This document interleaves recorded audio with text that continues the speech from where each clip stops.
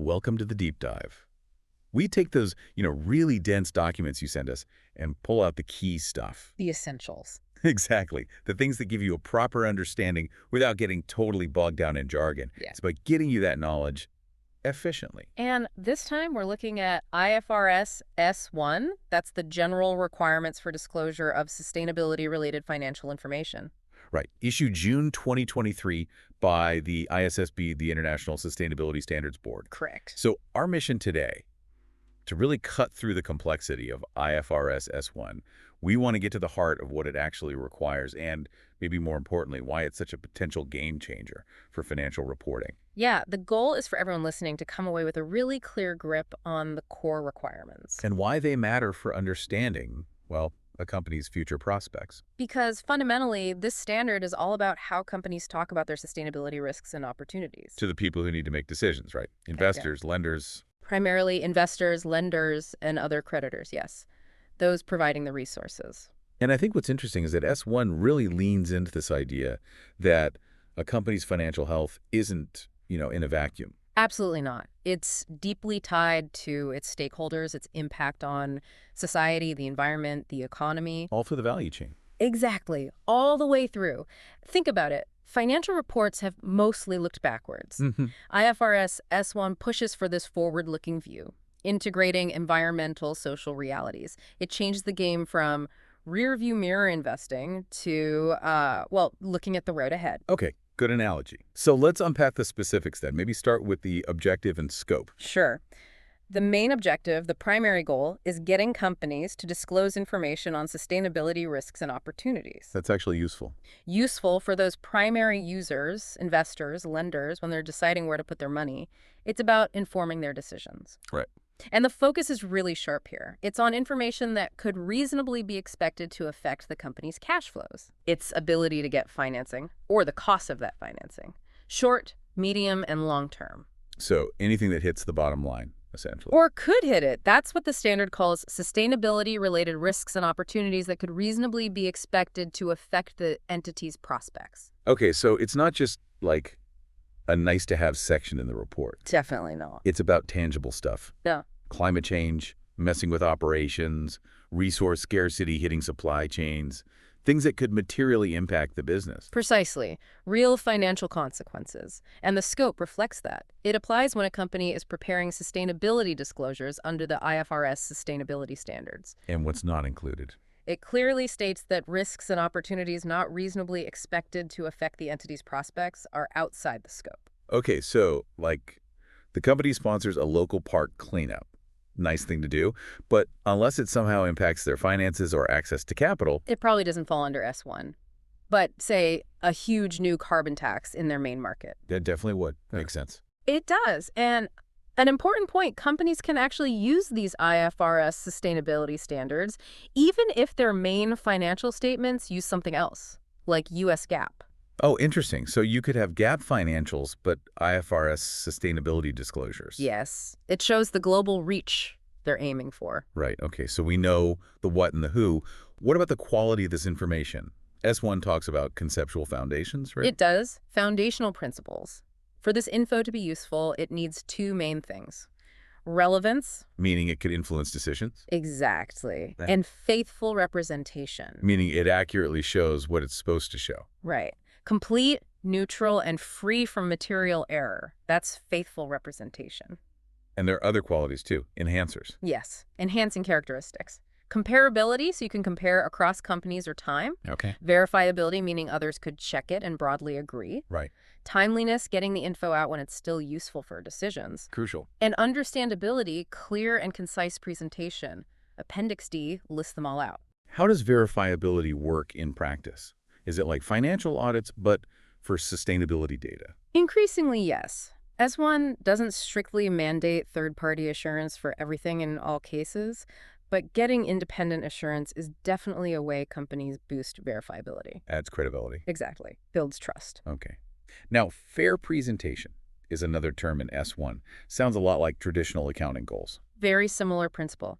For S1, fair presentation means presenting all the sustainability risks and opportunities that could reasonably affect prospects. All of them. All the ones that meet that reasonably expected to affect threshold. It means giving the full picture, relevant info, complete, neutral, accurate.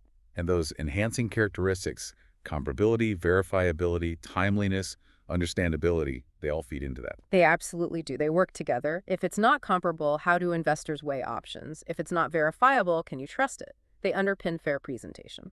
Makes sense. Now, materiality, huge concept in finance. How does S1 handle it for sustainability? Materiality is central here, too. Information is material if leaving it out, misstating it, or obscuring it could reasonably influence primary users' decisions. Okay. And crucially, it's entity-specific. What's material for a giant multinational might be totally different for a small tech startup. So it focuses on the needle movers, the things that could genuinely change an investment decision. That's the idea. It's not about reporting every single sustainability initiative.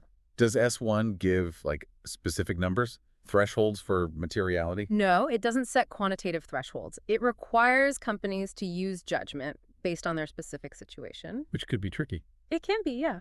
But it keeps the focus on what really matters for users' decisions rather than just being a checklist. Okay, good foundation laid. Objective, scope, quality principles.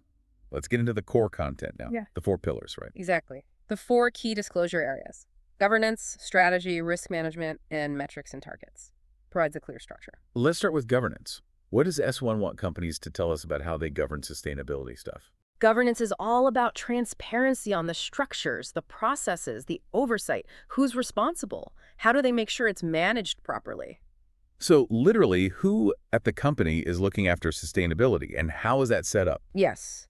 They need to disclose which governance body, maybe the board, a specific committee, certain execs, has that oversight. And not just name them, but explain their role. Exactly. How are their responsibilities defined in charters, mandates, policies? It needs to be clear. So it's not enough to just say, the board oversees this. Nope.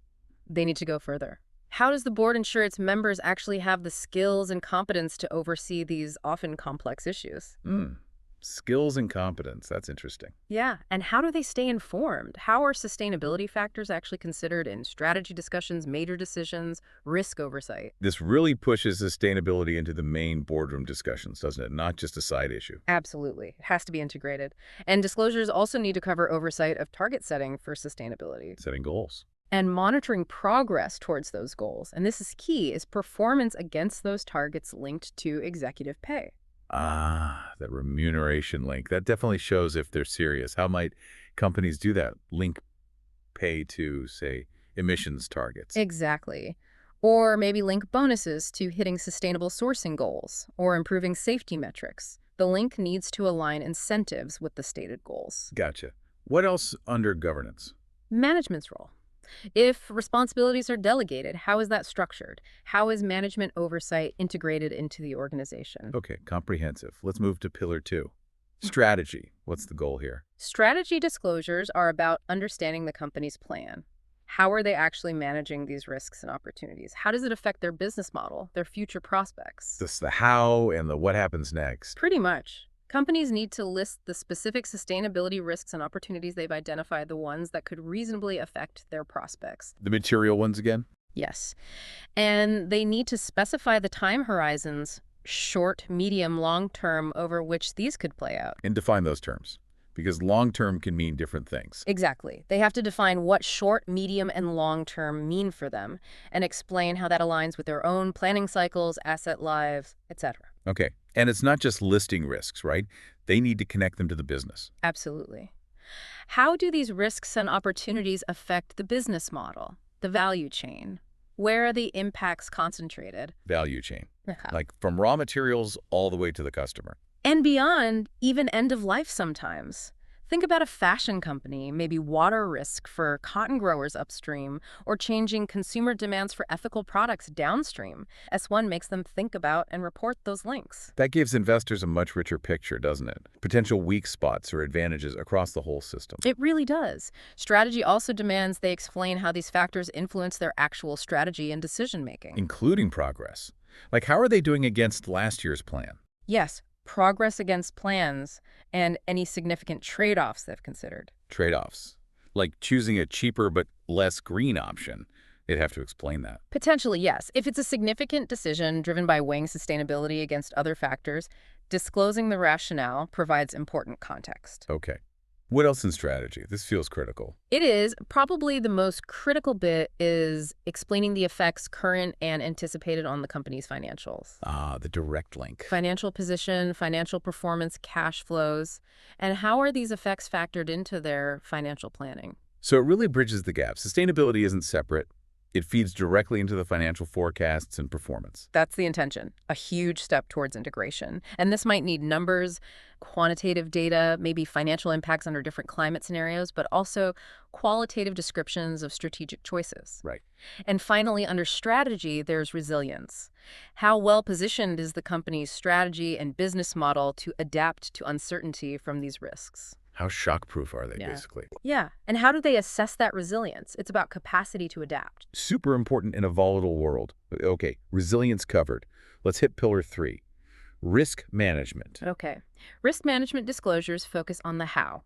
What are the actual processes the company uses to identify, assess, prioritize, and monitor these sustainability risks and opportunities? So the mechanics of their risk systems. Exactly. And crucially, how integrated are these processes with the company's overall enterprise risk management? It shouldn't be a separate silo. Right. It needs to be baked into how they manage all risks. Absolutely. So they need to describe the processes. What inputs do they use? Data sources, scope.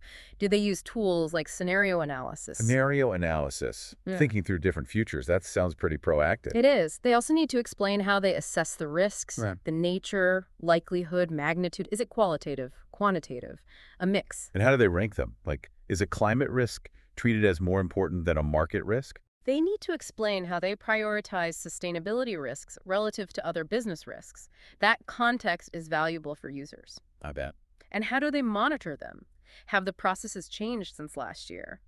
And importantly, risk management isn't just about risks. Also opportunities. Yes, they need to describe their processes for identifying and assessing opportunities as well. Makes sense. Yeah. A transition to green energy is a risk for some, a massive opportunity for others. Precisely. And the final piece here is making clear how these processes, for both risks and opportunities, are integrated into the overall risk management framework. That integration is key. Okay, integration is the watchword. That brings us to the last pillar. Metrics and targets, the numbers bit. Exactly. Metrics and targets are about enabling users to understand the company's actual performance on these sustainability issues.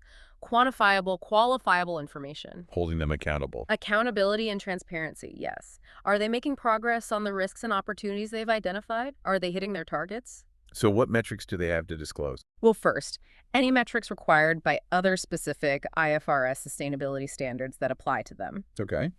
But beyond that, they need to disclose the metrics they use internally to measure and monitor each risk and opportunity they've flagged as material. Their own chosen metrics. Yes, and also performance against any targets they've set themselves or targets set by regulators. What if there isn't an official IFRS metric for something specific they've identified? Then they need to use judgment. Select metrics that are relevant, provide faithful representation, using the general guidance in S1 itself. And if they use metrics from, say, an industry group or another framework, They have to clearly state the source. And if they develop their own metric, then what? then they need to provide a lot of detail. How is it defined? Is it absolute, like total emissions, or intensity-based, like emissions per unit produced? Has it been validated externally? How is it calculated? Any big assumptions? Transparency is vital there, so users know what the number actually means. Absolutely. And for any targets disclosed, whether company goals or legal requirements, they need a whole package of info. Right. The metric used, the specific target level, the time frame, the baseline year they're measuring against, any milestones along the way. Performance so far. Performance to date, yes. And if they've revised the target, why? Full disclosure. And consistency seems crucial too. You can't just change how you measure things year to year without saying so. Exactly right. Definitions and calculations need to be consistent for trend analysis. If they do change a metric, they have to explain why and, if possible, restate the previous year's data using the new metric for comparability. Okay. And label everything clearly. Yes, clear labels, clear definitions. Users need to understand what they're looking at. Right. That covers the 4 pillars in detail. Now, what about some of the more general requirements in S1? Like, where do companies look for guidance? Good question. S1 sets out a kind of hierarchy. First stop is always the IFRS Sustainability Disclosure Standards themselves. Makes. But then it also says companies must refer to and consider the SASB standards, the Sustainability Accounting Standards, board topics, and metrics. They have to consider SASB even if they decide it's not material for them. Yes, they need to show they've considered its applicability. Interesting. Any other sources? They can also look at the CDSB framework guidance, rules from other standard setters focused on user needs, and what industry peers are doing. So looking at best practices in their sector. Right. And Appendix C even mentions GRI and the European ESRS as things to consider if no specific IFRS standard exists for a topic. But there's a catch. Big catch. Anything used from these other sources cannot conflict with the IFRS sustainability standards. The IFRS standards take precedence, and they have to disclose which other standards or practices they actually relied on. Okay, a structured approach to finding relevant info. Yeah. What about the where and when of disclosure? S1 is clear. These disclosures are part of the company's general purpose financial reports. So bundled in with the annual report, the main financials. Exactly. Reported at the same time, covering the same period, not a separate report published months later. Where exactly in the report does it specify? It doesn't mandate a specific spot, but suggests places like the management commentary. The key is they must be clearly identifiable, not buried. Cross-referencing to other reports is allowed, but only under strict conditions. And do they need to show last year's numbers too? Comparative information. Generally, yes. For all reported amounts, the quantitative stuff, they need comparative info from the previous period. And if it helps understanding, comparative narrative info too. That allows for tracking progress, seeing trends. Good. What about saying they comply with the standard? A company can only make an explicit, unreserved statement of compliance if they've met all the requirements in the IFRS Sustainability Standards. No cherry picking. No cherry picking. There are very narrow exceptions, like if disclosing something is legally prohibited or commercially sensitive info about an opportunity, not a risk. But even then, compliance requires meeting all other rules. Right. Now, this stuff is complex. There must be judgments involved, maybe even errors sometimes. How does S1 handle that? It tackles it head-on.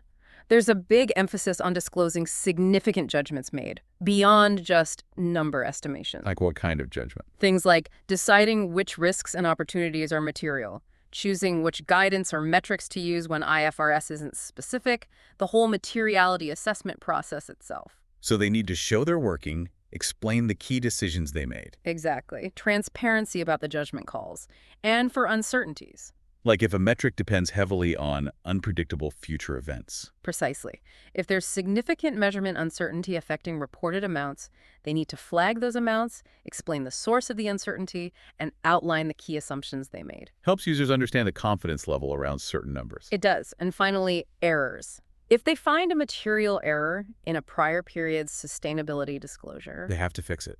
yes, correct it by restating the comparative figures for that prior period, unless it's genuinely impracticable to do so. Standard practice, really, to ensure reliability. Okay, that seems thorough. We've covered a massive amount of ground on IFRS S1. Let's try and wrap it up. Key takeaways for the listener. I think the biggest takeaway is that IFRS S1 creates this really solid global baseline for reporting sustainability-related financial info. It's not just optional fluff anymore. Not at all. It cements the idea that this information is crucial for understanding a company's real prospects, its long-term value creation potential. It's a major shift, moving reporting beyond just the traditional financials. And hopefully for everyone listening, this deep dive gives you a solid foundation.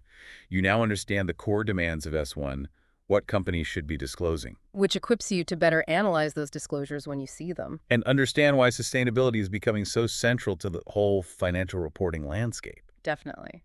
And maybe a final thought to leave people with. Consider how this wave of increased transparency might actually change things. How so? Well, how might it shift investment flows? How might it change corporate behavior now that this information is expected and comparable? What questions does that raise for you about where business and finance are headed? Yeah, lots to think about there. The potential ripple effects are huge. Yeah. If you want to go deeper, obviously the full IFRS S1 standard is out there. Or start looking at how companies are actually starting to report under these new requirements. That's where it gets really interesting. Absolutely. Well, thanks for joining us on this deep dive into IFRS S1. My pleasure.